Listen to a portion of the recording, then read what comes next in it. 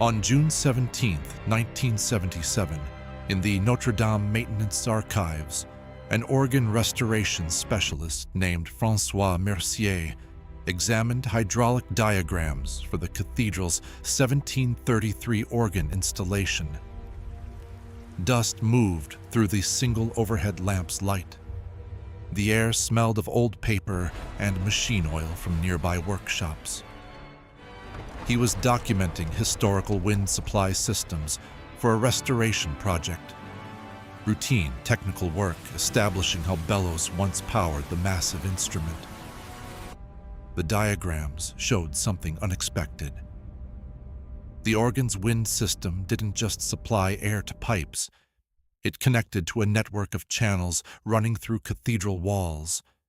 Channels labeled conduits d'eau, water conduits, leading to cisterns, to copper networks, to chambers throughout the structure. The organ was plumbed into the cathedral's hydraulic infrastructure. Mercier examined the bellows specifications more closely. The documents described dual-chamber bellows, one chamber for air, feeding the organ pipes, a second chamber for water, connected to the hydraulic network. The two chambers operated in synchronized reciprocating motion. When air chamber compressed to blow pipes, water chamber expanded to draw water from cisterns. When air chamber expanded to refill, water chamber compressed to push water through distribution channels. The organ's bellows pumped water while producing music. Further diagrams showed the routing. Water drawn from collection cisterns, fed by gargoyle systems and atmospheric condensation, pressurized by organ bellows operation, distributed to wall cavities for moisture regulation, to copper network nodes for electromagnetic enhancement, to treatment chambers for therapeutic applications, returned to cisterns for recirculation. A closed-loop hydraulic system powered by organ performance. Mercier's technical report, dated July 1977, noted, historical organ design included integrated hydraulic circulation capabilities. The bellows mechanisms simultaneously supplied wind pressure for musical performance and hydraulic pressure for cathedral water distribution system. Dual-purpose engineering of considerable sophistication. The Restoration Committee's response. Interesting historical detail. However, modern organ restoration focuses on musical function only. Hydraulic capabilities not relevant to current installation. The hydraulic diagrams remain in Notre Dame archives, catalogued under Organ Technical Drawings, Antiquarian Interest. The 1733 organ was destroyed in the 2019 fire. The replacement organ, planned for completion by 2024, includes no hydraulic components. History remembers progress, but forgets what it replaced. By the autumn of 1244, according to organ construction contracts discovered in Chartres archives, specifications for cathedral organs had become extraordinarily complex. Fog rolled through northern France as builders received detailed requirements not just for musical pipes but for soufflets à double fonction, dual-function bellows. The contracts, found in 1991, specified bellows chambers to be constructed in matched pairs, air chamber for organ wind, water chamber for cathedral circulation, chambers to operate in counterphase, expansion of one during compression of other. Materials: leather for air chamber, copper-lined leather for water chamber. Connection points to cathedral hydraulic network to be sealed per specification of water tightness. Dual-function bellows, musical instrument and hydraulic pump in one mechanism. On a cold morning in February 1251, an organ builder's letter described the testing process. Snow drifted past the cathedral workshop. The letter, held at the Bibliothèque Nationale, stated, "We test the organ by measuring both wind pressure to pipes and water pressure to network. Wind pressure must achieve 180 millimeters of water column. Hydraulic pressure must achieve 240 millimeters. Both pressures must be sustainable during sustained performance. The bellows must pump water without diminishing wind supply to pipes. Pumping water without diminishing wind to pipes. The musical and hydraulic functions had to operate simultaneously without interference." The letter continued, "Of 3 bellows systems constructed, 2 failed testing. Water pumping reduced wind pressure below acceptable levels. The successful design uses asymmetric chamber sizing.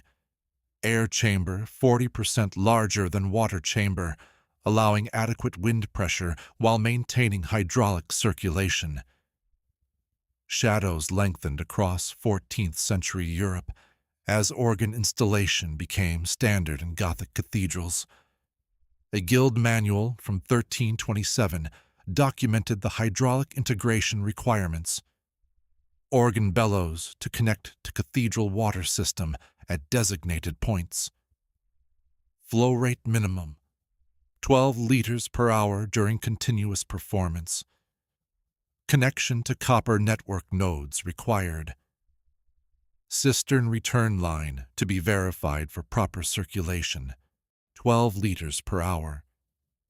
During a typical 1-hour Mass with organ performance, the organ circulated 12 liters of water through the cathedral systems, enough to maintain moisture in wall cavities, to cool copper network elements, to supply treatment chambers, to sustain the electromagnetic and acoustic environment the Gothic systems required.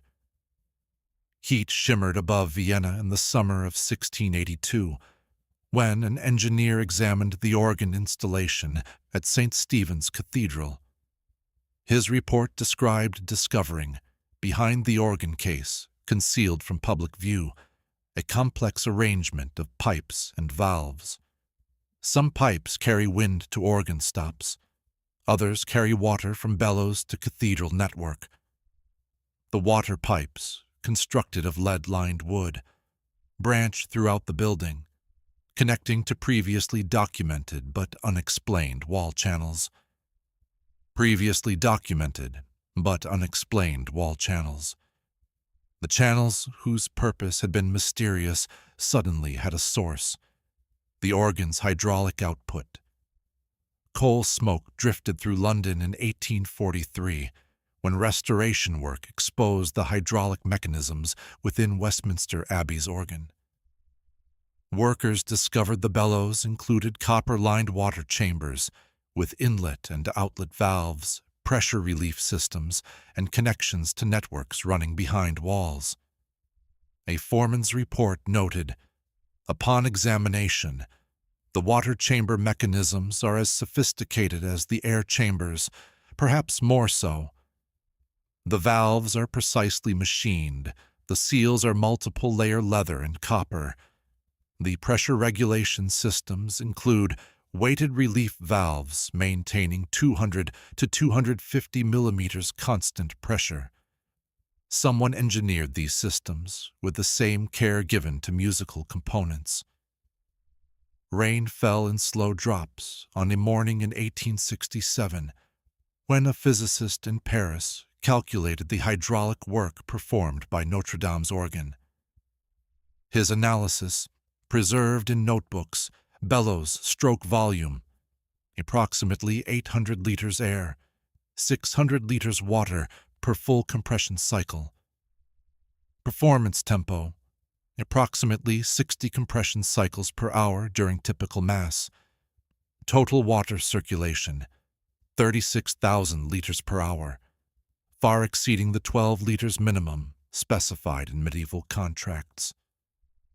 36,000 liters per hour. The organ wasn't just supplementing the cathedral's hydraulic system. During performance, it was the primary driver, circulating massive volumes through networks, cisterns, chambers. Frost-coated windows in January 1889, when an organist noticed peculiar effects during winter performances. His journal described, "Playing in cold weather, I observe condensation forming in specific locations throughout the cathedral, near certain wall sections, around particular architectural features. The pattern is not random. The condensation appears where, I am told, medieval copper networks and moisture-sensitive systems exist. The organ performance, it seems, activates circulation that prevents freezing in these vulnerable systems. The organ's hydraulic function wasn't decorative. It was essential, maintaining the cathedral's environmental systems even in winter, when atmospheric condensation and gargoyle collection would be minimal. By 1903, documentation of organ hydraulic systems had become fragmentary. Dust moved through lamplight in cathedral archives as researchers found scattered references. Contracts mentioning dual-chamber bellows, installation diagrams showing water connections, maintenance records noting hydraulic testing, but no comprehensive technical descriptions, no complete engineering specifications, no consolidated understanding of the integrated system. The knowledge had fragmented, dispersed across archives, reduced to curiosities that restoration workers noted but didn't comprehend. Heat pressed against Paris in 1924 when Notre Dame's organ underwent major reconstruction. The work removed the old bellows, manually operated leather and wood constructions with dual chambers, and replaced them with electric blowers. Modern technology, efficient, reliable. The electric blowers supplied wind pressure for musical performance. They included no hydraulic components. The installation report stated, "Electric wind supply eliminates labor of bellows operators while providing superior pressure stability and unlimited sustain. Modern advancement in organ technology." The report didn't mention that the electric blowers eliminated the water circulation function, that the hydraulic pressure maintained by 700 years of organ performance had been terminated, that the cathedral's water distribution network now lacked its primary pump. Shadows crossed 1947 Paris as a maintenance supervisor noticed moisture problems in cathedral walls. His report described increasing incidents of stone deterioration in specific wall sections, those identified in historical records as containing copper networks and requiring moisture regulation. Deterioration pattern suggests inadequate moisture control. Cause unknown. But the organ's hydraulic function had been eliminated in 1924. The moisture regulation system it powered had been inactive for 23 years. The supervisor's recommendation: apply modern sealant to affected areas, improve drainage systems. Modern intervention treating symptoms. The cause, lost hydraulic circulation, went unrecognized. By 1967, almost no one remembered that Gothic organs had pumped water. A historian examining medieval organ contracts found references to souffler à double fonction and interpreted the phrase as meaning bellows with both manual and mechanical operation, completely missing the hydraulic-pneumatic dual function. His published interpretation became standard. The phrase dual-function bellows refers to versatile operating mechanisms allowing both manual and mechanical wind supply. Incorrect, but widely accepted. The hydraulic interpretation, though documented in contracts, diagrams, reports, measurements, had been forgotten, misinterpreted, reduced to historical curiosity. Rain fell through modern Paris in 1989, when an engineer examining Notre Dame's water management noticed unexplained channels throughout the walls. The channels led to cisterns, to network nodes, to chambers, but had no apparent source of water pressure. His report noted, Cathedral contains extensive but non-functional hydraulic infrastructure. Channels exist, but no pumping mechanism is present. Historical purpose unclear. Channels may have served drainage function, no longer required. Drainage function. The sophisticated distribution network engineered for moisture regulation, electromagnetic enhancement, therapeutic applications, dismissed as simple drainage. The engineer recommended fill unused channels to prevent water intrusion and structural damage. The recommendation was not implemented before the 2019 fire. The channels remain empty and purposeless, waiting for pressure that hasn't flowed since 1924. Frost coated metal in 2003 when a musicologist discovered organ specifications from 1733 that included detailed hydraulic engineering drawings. The drawings showed the dual-chamber bellows design explicitly. Air chamber dimensions, water chamber dimensions, valve mechanisms, pressure curves, connection points to cathedral network. Her analysis, published in a specialized musicology journal. The 1733 organ specifications include curious diagrams suggesting some form of water mechanism, possibly related to bellows lubrication or cooling systems.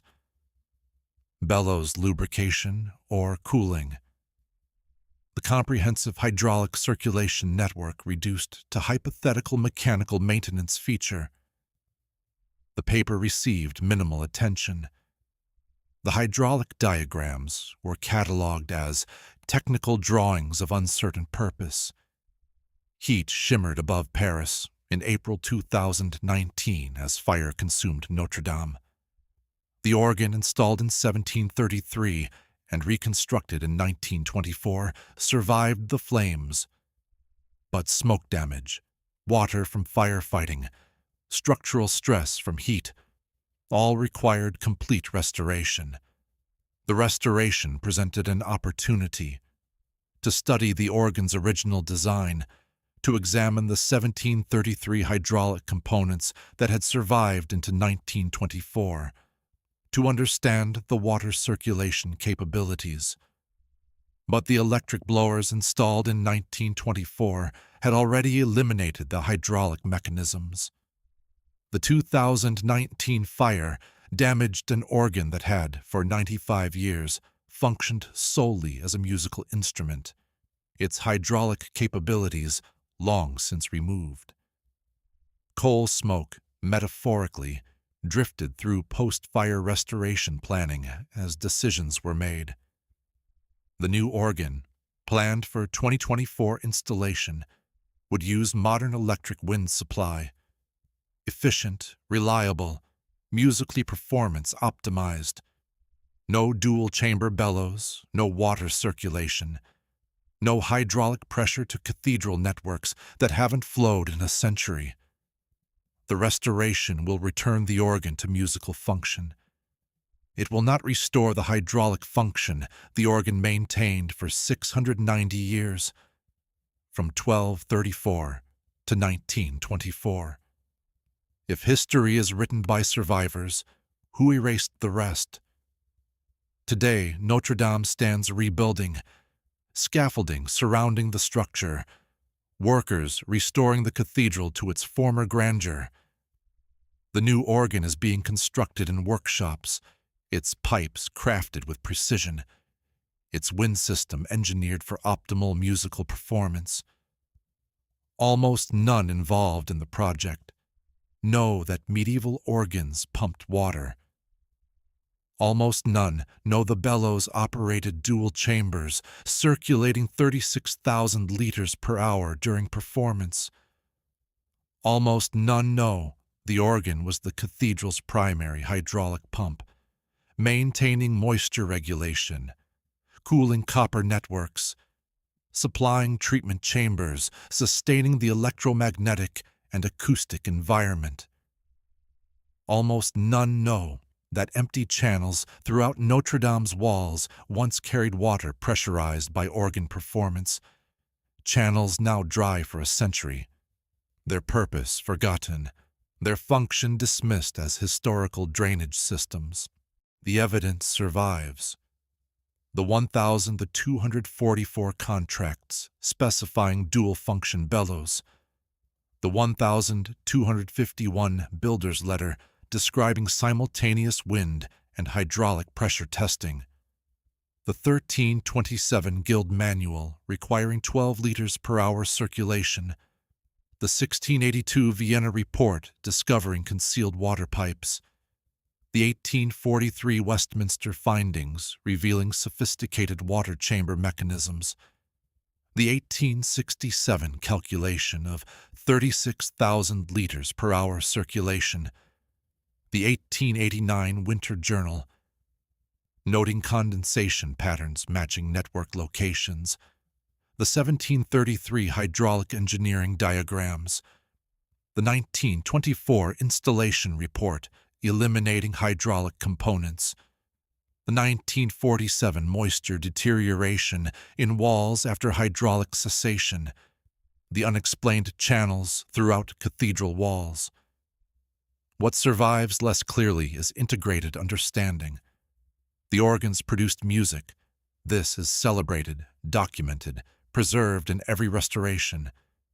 But they also pumped water, regulated moisture, cooled electromagnetic systems, sustained the cathedral's environmental control infrastructure, integrated musical performance with hydraulic maintenance, made every Mass a simultaneous act of worship and building systems operation. They were musical hydraulic instruments, sacred technology where liturgy and engineering merged, where the organist's performance literally pumped life through the cathedral's systems, where sound and water flowed together through the same lever motions, the same bellows compressions, the same architectural integration. The 2024 organ will produce beautiful music. It will not pump water. It will not circulate moisture. It will not sustain hydraulic pressure through cathedral networks. It will not integrate performance with building systems maintenance.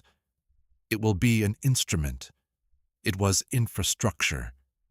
And in restoration archives, in organ construction contracts, in hydraulic diagrams dismissed as lubrication systems, in unexplained wall channels interpreted as drainage, the evidence remains, accessible to anyone who thinks to ask why medieval contracts specified dual-function bellows, why 1733 diagrams show water circulation networks, why 1924 eliminated capabilities that had functioned for 7 centuries, waiting for someone to recognize that Gothic organs were not just musical instruments placed in cathedrals, but integral components of cathedral systems, their bellows simultaneously supplying wind for sound and pressure for water, their performance simultaneously creating music for worship and circulation,